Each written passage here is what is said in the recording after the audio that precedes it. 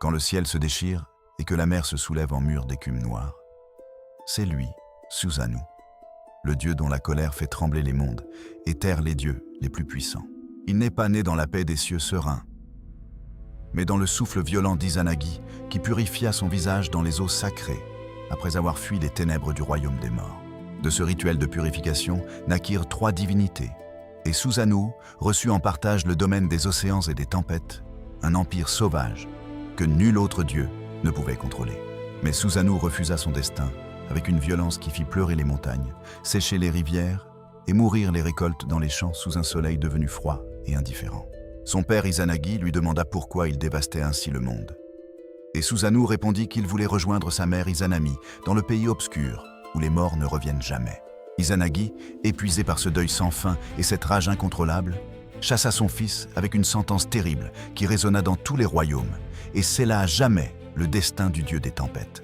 Avant de quitter les cieux pour toujours, Susanu monta rendre visite à sa sœur Amaterasu, la déesse du soleil, mais elle l'accueillit avec la méfiance de quelqu'un qui attend une trahison. Amaterasu craignait que son frère vienne lui voler son royaume céleste.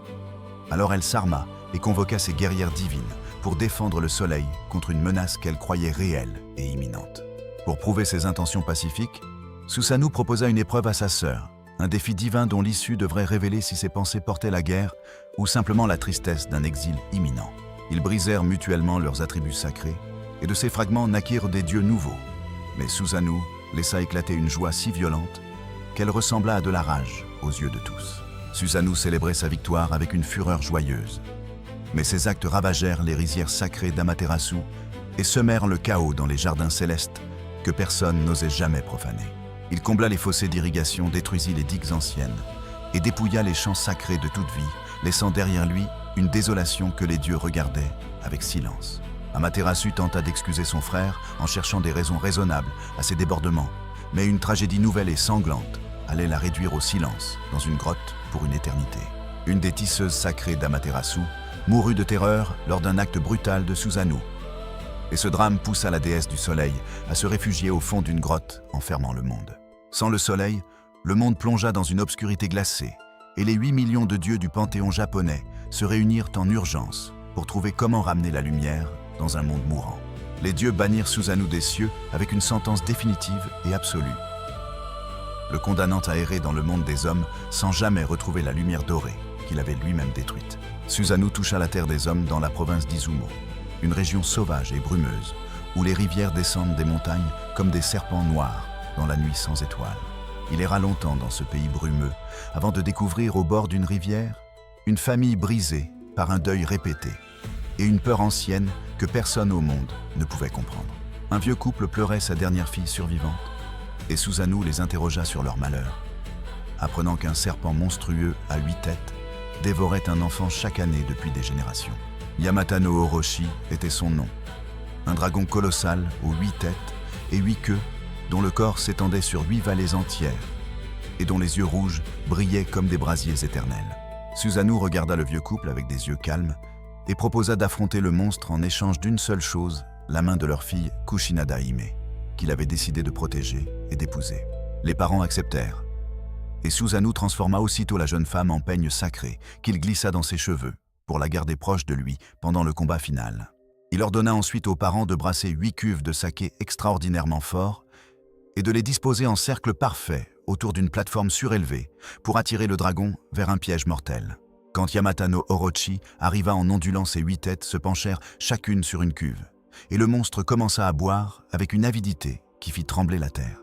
Susanu attendit dans l'ombre, avec une patience de prédateur, que le saké fasse son effet sur les 8 cerveaux du monstre endormi, et que la bête colossale devienne enfin vulnérable à son épée. Quand les 8 têtes s'affaissèrent dans un sommeil lourd de saké, Susanu bondit avec une vitesse foudroyante et commença à trancher chaque coup méthodiquement.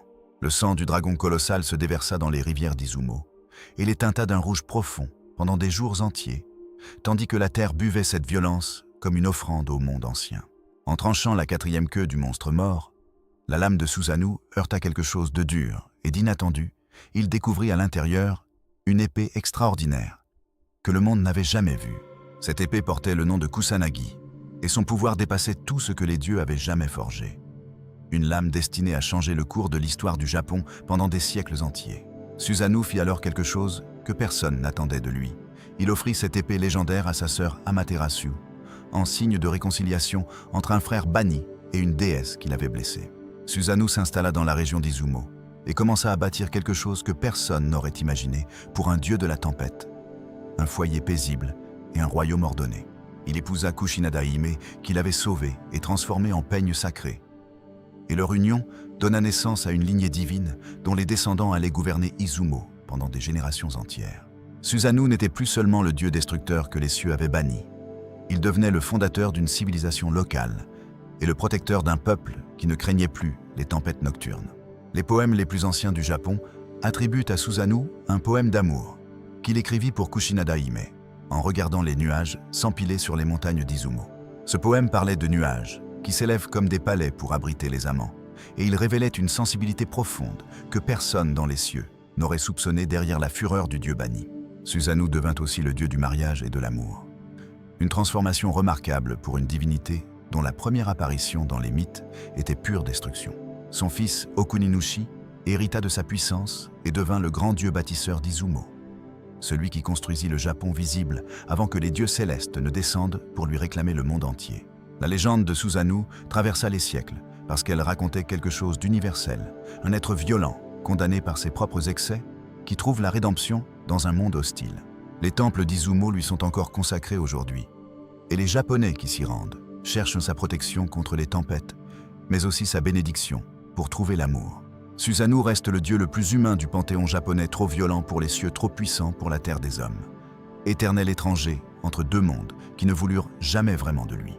Les anciens japonais ne voyaient pas Susanoo comme un simple destructeur, car sa violence portait en elle une énergie créatrice que les dieux trop sages et trop ordonnés du ciel ne pouvaient jamais produire.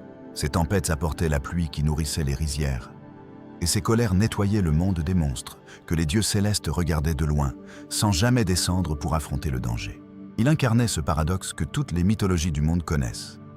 Le héros nécessaire que la société rejette parce qu'elle a besoin de sa puissance, mais refuse d'accepter sa nature profonde. Dans certaines versions du mythe, Susanoo descend aux enfers après sa mort pour rejoindre sa mère Izanami, et cette descente finale boucle le cercle d'une vie à chercher une appartenance impossible. Izanami l'attendait dans ses profondeurs obscures, et cette réunion entre la mère morte et le fils banni représentait l'unique moment de paix véritable dans une existence faite de conflits. Les historiens modernes voient dans Susanoo le reflet des peuples de la mer qui colonisèrent le Japon ancien. Des navigateurs violents et créateurs dont la culture sauvage enrichit une civilisation naissante. Cette lecture historique renforce la puissance du mythe, car Susanoo devient alors le symbole de toutes les rencontres violentes entre civilisations. Son épée Kusanagi devint l'un des 3 trésors impériaux du Japon, et les empereurs la transmirent de génération en génération, comme le symbole ultime du pouvoir légitime. Cette épée arrachée au ventre d'un dragon par un dieu banni portait en elle toute la contradiction de Susanoo, une beauté et une puissance nées de la violence que personne d'autre n'aurait pu accomplir. Susanoo nous rappelle que les forces qui dévastent le monde sont parfois les mêmes qui le sauvent, et que la frontière entre le monstre et le héros n'a jamais été aussi mince que dans les mythes japonais. Les prêtres shintoïstes récitent encore ces noms sacrés dans les cérémonies de purification, car Susanoo est aussi le dieu qui nettoie le monde des souillures que les hommes accumulent. Cette fonction purificatrice révèle une vérité profonde sur sa nature, car seul un dieu qui a lui-même tout souillé pouvait comprendre la souillure pour en délivrer les hommes mortels. Il existe au Japon des sanctuaires dédiés à Susanoo dans presque chaque région côtière, car les pêcheurs et les marins ont toujours cherché sa protection avant d'affronter une mer qui peut tuer sans prévenir. Ces marins ne priaient pas un dieu aimable et bienveillant, mais une force brute qui connaissait la mer de l'intérieur et qui pouvait choisir d'épargner ceux qui lui témoignaient un respect sincère et absolu.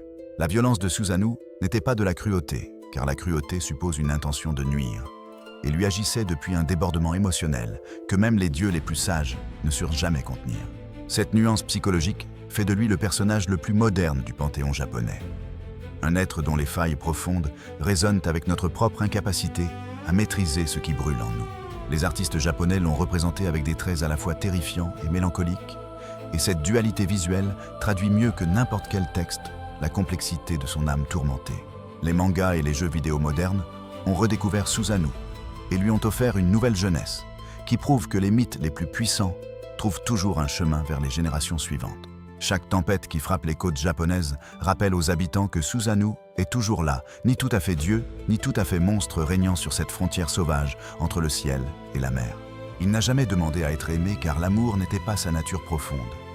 Et il n'a jamais cessé d'être lui-même, malgré un exil, une condamnation et un monde entier qui aurait voulu le voir différent. Son histoire commence par des larmes et se termine par une épée légendaire. Et cette trajectoire inattendue dit tout sur ce que les mythes japonais pensent de la rédemption et du destin.